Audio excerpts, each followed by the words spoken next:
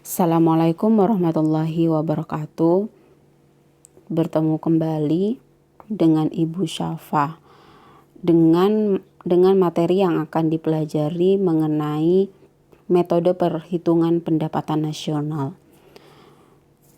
Untuk metode perhitungan pendapatan nasional itu sendiri ada 3 metode yang bisa dipergunakan. Yang pertama dengan metode pendapatan, yang kedua metode pengeluaran, yang ketiga metode produksi. Untuk pendekatan atau metode produksi di sini bisa diartikan sebagai di mana pendapatan nasional adalah barang dan jasa yang dihasilkan oleh suatu negara dalam periode tertentu.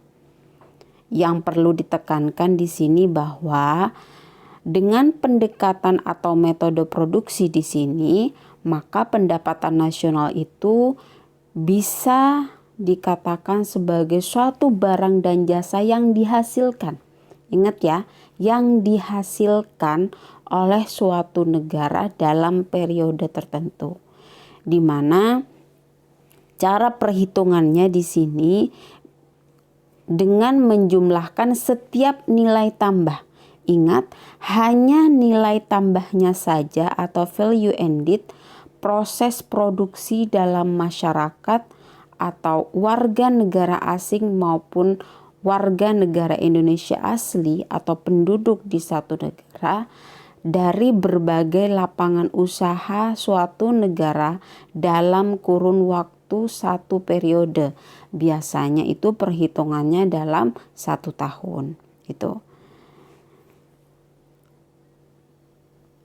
Untuk komponen-komponen pendapatan nasional yang dihitung dengan pendekatan atau metode produksi di sini, yang pertama di sini untuk komponennya itu dihitung dari pertanian atau peternakan, kehutanan, dan juga perikanan. Untuk komponen yang kedua ada pertambangan dan penggalian. Ada industri pengolahan, ada listrik, gas, dan air minum, ada bangunan, ada perdagangan dan hotel serta restoran. Yang berikutnya adalah pengangkutan dan komunikasi. Untuk selanjutnya, komponen pendapatan nasional yang dihitung adalah dari bank dan lembaga keuangan lainnya. Yang berikutnya ada sewa rumah, ada pemerintah dan pertahanan, dan yang terakhir adalah dari sektor jasa. Nah, ini adalah komponen-komponen pendapatan nasional yang bisa dihitung dengan pendekatan atau metode produksi. Untuk rumus menghitung pendapatan nasional dengan pendekatan atau metode produksi di sini bisa dihitung dengan rumus PDB atau Y pendapatan nasional itu diperoleh dari Q1 dikali P1. Artinya Q ini bisa diartikan sebagai jumlah barang yang dihasilkan oleh suatu negara dikali P. P itu adalah harga barang. Sehingga ketika dikalikan itu adalah Q itu adalah bisa kita umpamakan misalnya Q1 adalah jumlah barang pertama. Ya misalnya jumlah barang pertama dikali P1. Di sini P1 itu adalah harga barang itu sendiri. Ditambah Q2 dikali P2 sampai pada Qn, Q ke N, dan juga harganya juga pasti Pn. Itu ya. Untuk memperjelas di sini, ini ada contoh perhitungan nilai tambah. Di mana contohnya ini bisa dilihat berapakah nilai tambah dari sektor produksi berikut dengan asumsi yang masuk dalam perhitungan pendapatan nasional dengan asumsi bahwa jumlah atau volume masing-masing adalah 1.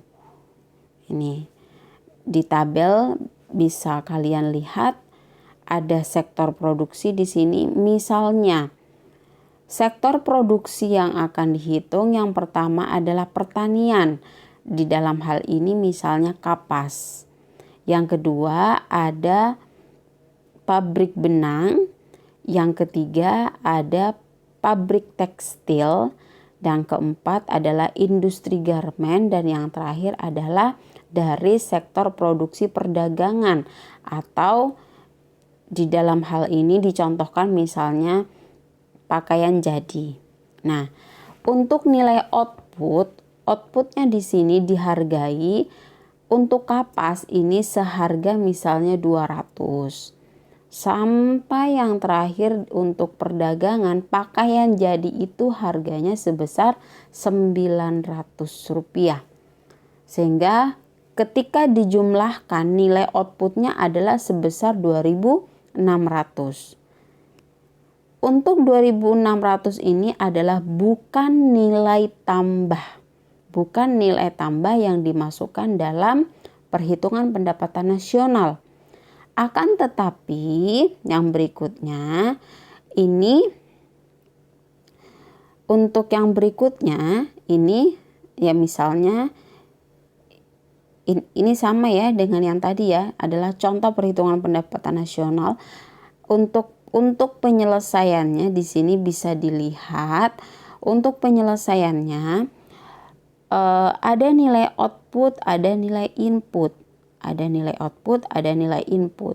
Artinya output itu adalah harga dari barang yang telah dihasilkan dalam proses produksi.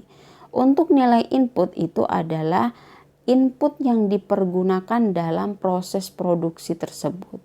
Itu inputnya.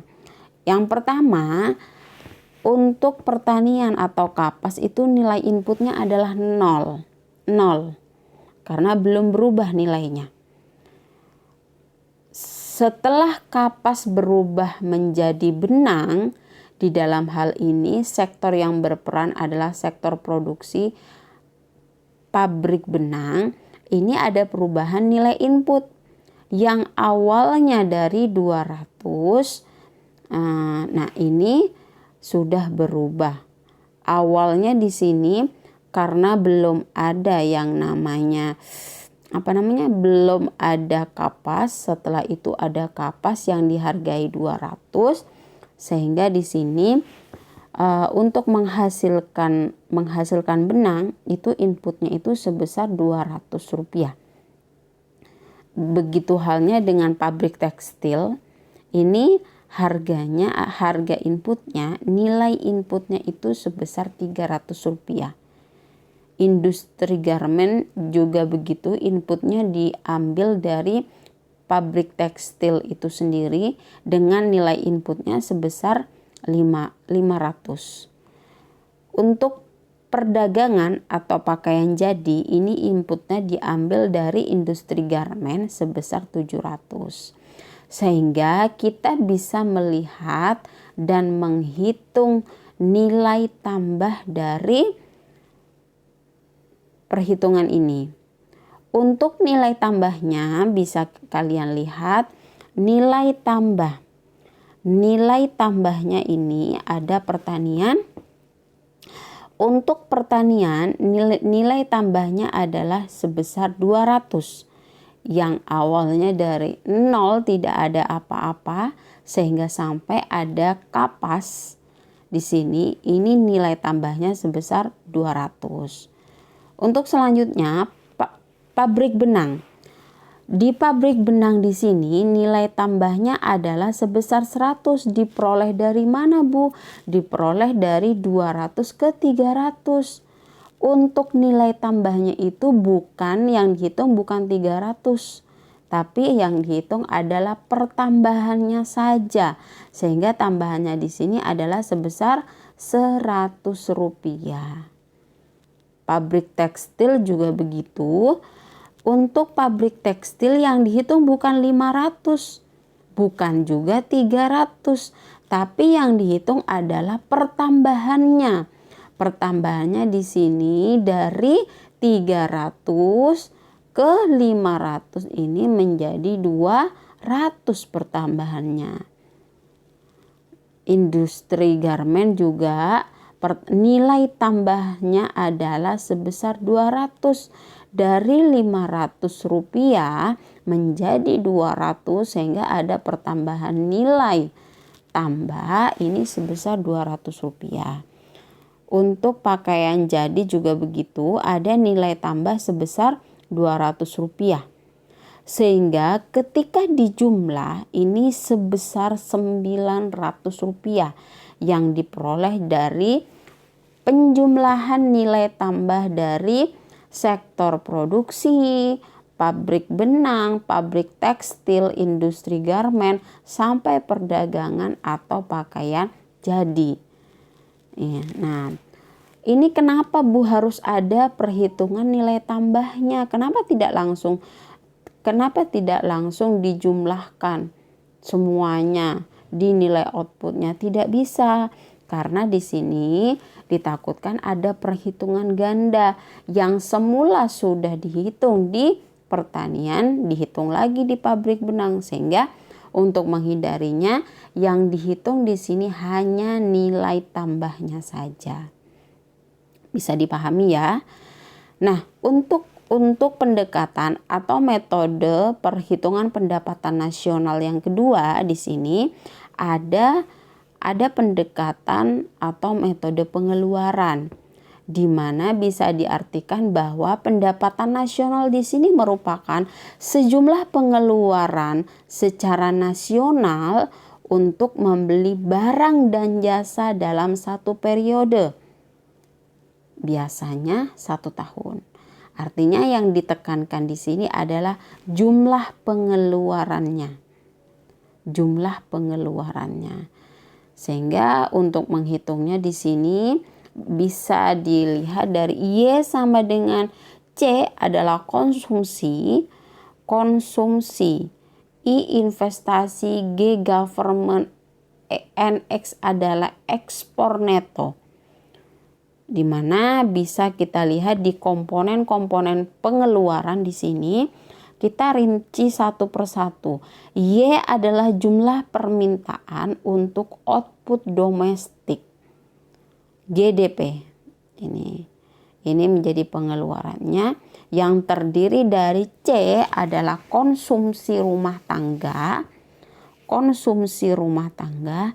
I investasi, di mana ini adalah pengeluaran sektor usaha dan rumah tangga. Itu investasi. G government ini adalah untuk pembelian pemerintah. G government. Sehingga ini menjadi pengeluaran dari pemerintah, government.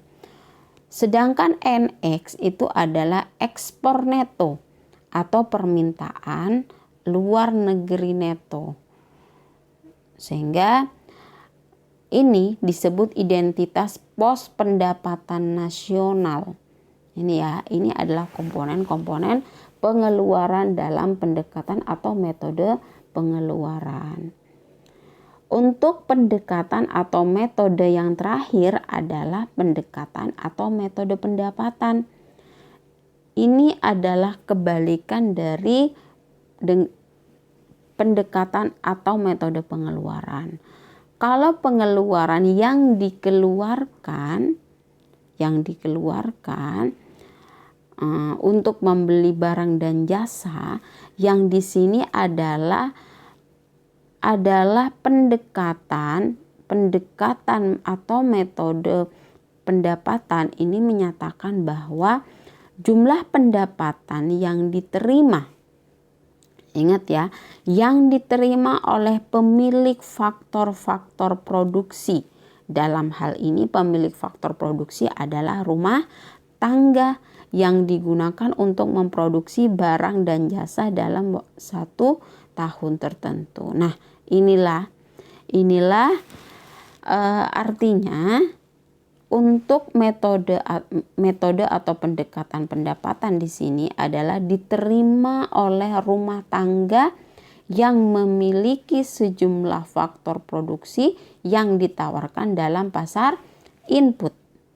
Sehingga bisa dihitung dengan Y sama dengan R ditambah W ditambah I ditambah P. Apa saja itu, Bu? Bisa saudara lihat di tabel. Faktor produksi ada yang pertama ada alam, di mana pendapatan atau balas jasanya itu bisa dibalas dengan yang namanya sewa atau rent dengan lambangnya R. Yang kedua ada faktor produksi tenaga kerja dengan pendapatan atau balas jasa yang diterimanya berupa upah atau gaji atau yang biasa dikenal dengan wage, sehingga lambangnya adalah W. Yang ketiga, ini faktor produksi modal untuk balas jasa yang diterimanya adalah bunga atau interest, I. Sedangkan yang terakhir adalah skill kewirausahaan atau entrepreneurship. Skill kewirausahaan atau entrepreneurship di sini balas jasa yang diterimanya nanti adalah berupa laba. Misalnya ada orang yang kelebihan uang tapi dia mengalokasikannya untuk yang namanya membuat satu usaha. Dia harus mempunyai skill, kemampuan. Nah, skill yang dia miliki di sini ini nantinya akan menghasilkan yang namanya laba bagi usahanya. Nah, di dalam hal ini bisa dikatakan mendapatkan profit yang disingkat P. Sehingga jelas bahwa pendekatan atau metode pendapatan di sini dihitung dengan rumus Y sama dengan R rent ditambah W atau wage ditambah I interest atau bunga atas kepemilikan modal ditambah P atau profit atau laba dari skill yang dimiliki oleh setiap wirausahawan yang mendirikan satu usaha tertentu. Demikian yang bisa Bu Safa sampaikan di pertemuan keempat ini. Selebihnya kalian juga bisa melengkapinya dengan rujukan-rujukan lain yang relevan dengan materi ini. Selamat belajar, tetap jaga kesehatan. Selamat pagi. Wassalamualaikum warahmatullahi wabarakatuh.